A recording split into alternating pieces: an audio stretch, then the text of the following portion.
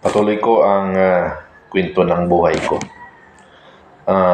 Huli kong nasabi ng part 4 ay sa aking pag-aaral ng high school.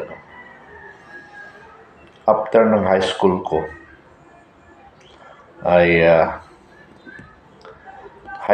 Pressure High School, after the encounter of Maguindanao, ay napadala kami yung Special Forces team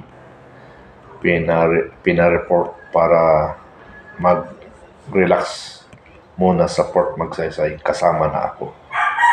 So nagkaroon kami ng welcome hero.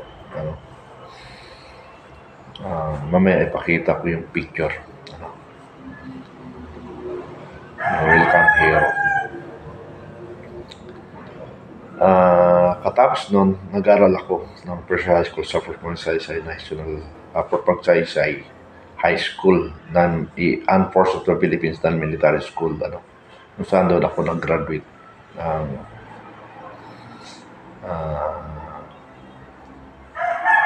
high school sa Port Magsaysay, kung saan ay after my graduation sa high school, naging sundalo ako.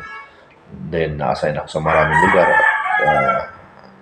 But during my recruit training, request ako ng pag-aaral sa Cabanatuan City, Royal University. Dahil nga sundalo, kahit saan na-assign. Nung matipang ang Special Forces, ang Special Warfare Brigade, after my course taken Special Forces, while naging Special Forces ako, tuloy pa rin yung aking pag-aaral. Ang nangyari is nag-permission lang ako sa teacher na ganito. Nagawa ko rin yun. But hindi natapos yun kasi nadipang Special War Brigade, napunta ako sa 1st Scout Ranger Regiment. Ang first assignment ko ay sa Quezon Province. Mayroong that time is corporal. So, dahil magulo nga ang 1983 yun magulo nga ang Metro Manila. So, ang Mountain Battalion o the former 16 IB na naging Mountain Battalion under 1st Scout Ranger Regiment, bumalik dinala sa Fort Bonifacio, kung saan doon naman ako gumawa ng paraan na makapag-aral ng college.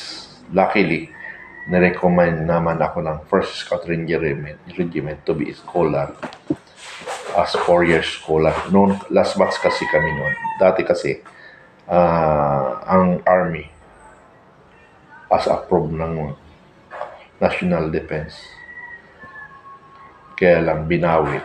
Last batch kami nung 1985 yata, 1985. So, na-recommend ako at lumusot ako sa mga proseso.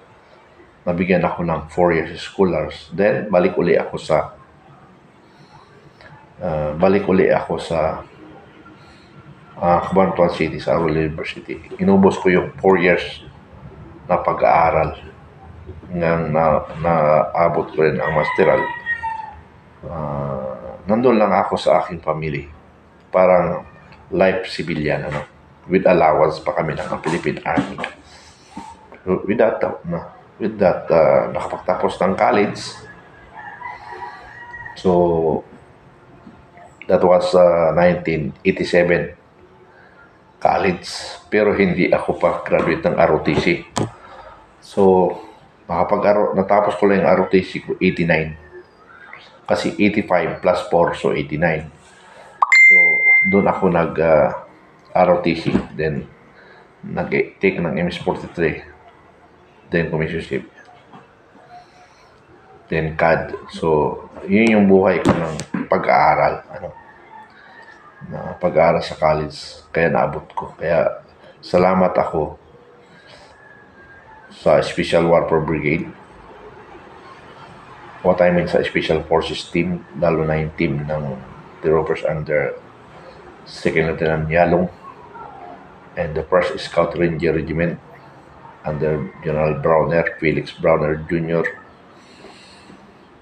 Pasalamat ako sa first division na siya ang nag-endorse sa akin sa pag-aaral sa high school under Major General Sagala. So yun ang mga pinapasalamatan ko. Lalong-lalo siyempre normally yung Special Forces Team Tiroppers. Kung mabanggitin ko ang pangalan sa aking abot ng makakaya, mula kay Second Lieutenant Yalong, Master Sergeant Roberts, Staff Sergeant Dacuco, Staff Sergeant Bawar, Staff Sergeant Bailon, Staff Sergeant Nagrama, kung hindi ko manangin, Sergeant Apostol, Sergeant Miner, Sergeant Montermoso,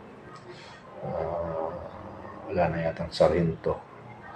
So, sa PFC Acosta, PFC Marquez Bourbon, yung aking body, PFC Antonio na yun ang tinamaan sa amin, PFC Domingo, PFC Paimban. So, yun yung mga nakasama ko. 15 lahat yan sila. Kung sino man hindi ko nabanggit, pasensya lang at medyo nakalimutan ko. So, yun lang. Nagpapasalamat ako sa aking buhay nang nakapagtapos ng pag-aaral. Salamat.